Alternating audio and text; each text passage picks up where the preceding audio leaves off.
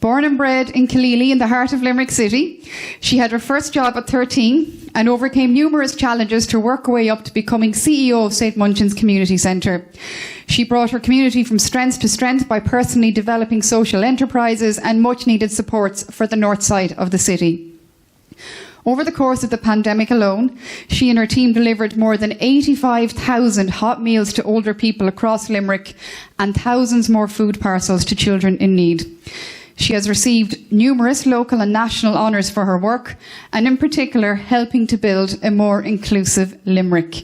Would you please give a big Limerick welcome to Ms. Linda Ledger, or Linda Legend as I've been calling her. So you need help on those stairs in these long dresses. They're no easy task. Whatever, it's the shoes, whatever about Colin being out at the United Nations. This is the real battle up here. Linda, thank you for joining us. Take us back to your early days, growing up in Kileely. You're very passionate about your community and where you come from. I am. I'm very lucky. I didn't have the best upbringing, and I'm delighted to be here with my family, my actual brothers and sisters, and my own family, because we did it, and you can do it. But it was true UL that made us, well, it made me face the demons that you couldn't face. And it's true what I learned in UL. I didn't learn what all you've learnt. I kind of picked up other stuff along the way. And because I went to UL, I was seen in a different light. I went from being that volunteer or that other person to, oh, she has a diploma, she has whatever. But it's, I'm just very lucky. I'm very lucky that I'm here tonight. And I feel kind of out of place with all of you here tonight, but I think... Why would you feel out of place? I didn't have the UL experience of the bars and the everything. I came back to UL because my psychiatrist said, you have to go to UL, you have to see that it's not for... It's about... I thought it was for other people, it was for posh people, or... When I was growing up, I didn't have to go to school, I didn't have to worry about Munchin or anything, because my mother and father didn't care where I was. So UL was never an option. It was always seen as an option for other people. So I left school, I barely did my... Intercert it was called at the time, but I didn't even have to do that, so I never did a leaving cert. But then I was working at 12, and then I ended up working in Dunn's, and in Dunn's I learned that, like, I thought everybody got a house in the corporation, and I didn't know what a mortgage was, and it was the girls I worked with in Dunn's, they kind of mothered me and took me along. And then I turned into this terrible mother, which I do feel sorry for my own two kids, because anything if I saw somebody and their kids were doing something, I was like, how does she speak lovely? What does she do? Where did you put your child? Where did you go? And I put the two of them into private education. But I am that mother who... not through any fault of my own, but I can't spell. I'm terrible. I tell everyone I'm dyslexic. I'm not. I just can't spell. But it's but my kids, anything I've had to pay for, and I'm lucky enough both myself and my husband work, but anything I've had to pay for, I now bring into the community for the community. And I'm absolutely blessed. If any of you had a day to spare, it's about spending it with me. Because I start my day in my Ross Corpus Christi school, which is absolutely brilliant. And I have 360 kids, and they come in for the breakfast club. And even my board of management are like, you're the CEO. And I'm like, well, my own time is from 7 to 9. I don't start work till 9. And I'm there with these kids, and I see it, and I see the only way we can break the cycle is through the schools. There's all this poverty industry, and there's all this money being spent on how we're going to help the poor misfortunes like us. It's a skip generation. If your mother and father can't help you, the only place you're going to learn is in the schools. I think that's really inspiring. And you're there saying, I don't belong here, whereas you've probably motivated everyone here to actually look back and see what they can do.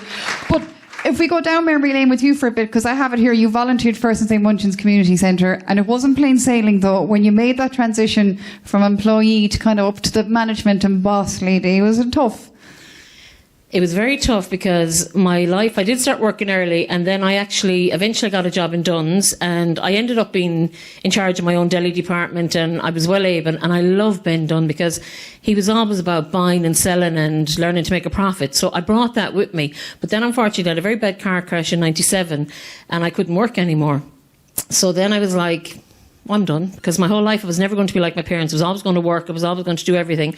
And then I ended up in a place called the National Learning Network, and my first day out there, it's a place, I'm 40% disabled, I don't look it, I don't think I look it, but it's...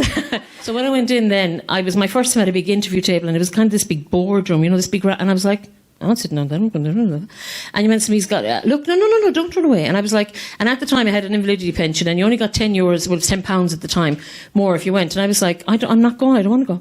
And your man said, no, don't run away. Just do this test you have to do. It's what you do, I'm not sure, it's some kind of a test you go and you could do. But first question was, what was your name? And I failed because I was so nervous. I was like, I didn't know my own name. So they actually followed me, and then they had to go to my husband Leon, and they were saying, like, just let us in. So it was home distance learning, and now I'm a huge fan of the National Learning Network, and I have loads of these people working for me now. But it took me 2 years to do ECDL, whereas a normal person would do that in 6 weeks. But when they gave me the mouse, I'd never seen a computer, and I had the mouse instead of on here. I was like, just doesn't work. And I was like, so it took me 2 years to do ECDL, which wouldn't be somebody else. So I'm not afraid to press buttons or do anything, but it won't leave you near Putin, so. No. Well, in actual fact, in April, I manage a school as well, and we've turned it into a Ukrainian hub. So I have my own 30 Ukrainian people living with me, and I feel very passionate about them, but they call me Mama Linda. So I have 30 Ukrainians, and I really see what they're going through, and I know our government are trying to help, but they're not listening. There's no bit of love. You need a bit of love. You need a bit of compassion. You do, absolutely do need a little bit of love. Now, despite all that and the challenges that you face, people would think this is a formidable woman who's not afraid of anything. But I can imagine maybe that first time you decided to walk through the gates of UL, was it daunting? When I came into UL had kind of tried to reach out to the communities, and they were trying to get into the community. So they started with women's studies. And I was asked, and I was like, I'm not doing that, because women and men should be 50% equal, so I wouldn't do that. So then I eventually came anyway, because Brenda was saying, you need to go, you need to kind of, you need to have something. So I said, okay, I need to learn how to be a better manager. So I went for project management, not knowing that project meant you were building buildings. I thought I was going to learn to be a manager. So I went into UL first, and there was no blackboard, and there was no teacher, and your man came in drinking water, and I was like, what's he doing? So UL struggled with me as much as I struggled with them, because I couldn't understand. And these business people who wanted to get on to the next level in their business. And I was really, so I did the first year, then I failed, because I failed the maths, because I didn't understand. There were all these decisionary trees, and I was saying, sure, I'd make up my mind now. Why would I draw all these pictures? And then there was a lovely fella there called Rob. I don't know if he's still there or not, but he said, you know what, they felt sorry for me, and they said, my father's an old-fashioned maths teacher, so I'm going to send you to him. So I said, okay. So I'm off. So I got to meet this lovely man, and he was real old-fashioned. And in the centre, we were doing bread and butter pudding, and he never heard of it. So I was bringing him bread and butter pudding, and he was like, so there was 8 maths questions, and he was saying, Linda, you're never going to get it. I was like, that's no help to me. And he said, look, there's 8 questions, and I'm going to teach you like it's a jigsaw puzzle. And I was like, okay, because it just, like, if I look at maths, it doesn't make sense to me. But if you look at community, you're kind of going to be as boggled as I am. Whereas to me, it's like, this is normal. This is how we're going to break the cycle. This is what we're going to do. It's how we're going to help. But a lovely man. And so I had to skip a year. But then eventually I came back, another new group of people. And then I thought, all these people are cheating. They're having study groups, they're doing, and they're helping each other. But it wasn't cheating. It was what you do. And I didn't know. So then I thought, now I know. I'm going to bring education into the community. So with the LCETB, it's a kind of place where you'd go, and it's like a backdoor into college. So if your kids are there and they're going to fail and they don't get enough points, they can do a year in this place, and then they come back and they get into UL. So I figured it all out. So now I've done my own. It's called transformational education. So I do care of the elderly, I do hairdressing, and I've modelled it all off of, and they all think as I went to UL, I now know what I'm talking about. And so I get off it. I now have all my own education things, and I create employment for people that need it, and it's all off of the back of, she wants me well, she knows everything. I'm nearly afraid to ask, what have you got next on the horizon? All I have left to do in my life is to build, I love the age-friendly, so I have an age-friendly community education campus. It's where I have the 30 Ukrainians stashed at the minute. But it's just to build on there and have an education campus, because and COVID did show it, there's a need for cleaners, baristas, commie chefs, all that. And the people who aren't traditionally are naturally going to come here. And for me, it has to happen in the schools, because I'm lucky, both my kids and now all my family, they've all went back, and even my brother's working for Stryker. I saw there's one of them here tonight. And even Bank of Ireland and God love you, whatever about the Dordile branch, they hate the sight of me because they have to fill up all the forms. Because the Department of Social Protection want all this kind of stuff. Whereas I go out and they're like, that's grand, it's grand, it's grand. And they help me at a level that's what's missing. It's the level of, what can it take to beat the system? And I'm just lucky that I found a way. I'll never find a way through the maths, but I found a way through all the other things. And it was thanks to UL and in my office, if anybody comes to visit me, I've all these pictures up. And so they're like, and I'm like, yeah, got a diploma. And everybody, all of a sudden, they think you're different. So I just want to break that cycle. I want to bring it to my kids in my Ross. I want to bring it to the kids in CBS that they can do it. And if we don't teach it in the schools, both myself and my husband, we love the kids, but we wouldn't have been able to do it without being able to afford it. So we have to bring it into the schools, because all these things with education, language and all these other groups, it's all a poverty industry. It has to start in the schools, and it has to be completely social inclusion. You wouldn't be just becoming the Minister of Education or anything next, would you? No. Finally, I know you've got your family here tonight as well, and we've heard your mantelpiece at home is heaving with various awards and accolades. Out of everything you've managed to do so far, and jeepers, there's more to come, that's very obvious. What are you most proud of so far of everything you've achieved? I'm proud the way that any time I fight with the government, they actually get fed up of me, and they're always kind of saying, do you know what, Linda? Look, if you go around the corner, come in the back door. And I'm like, no, because there's going to be another Linda Ledger down in Cork, Dublin, Galway, and I want to break the way for them. Because as it is, I have to pay €1,000 a day. If there's a government grant out there, I have to pay €1,000 to somebody, say, like you.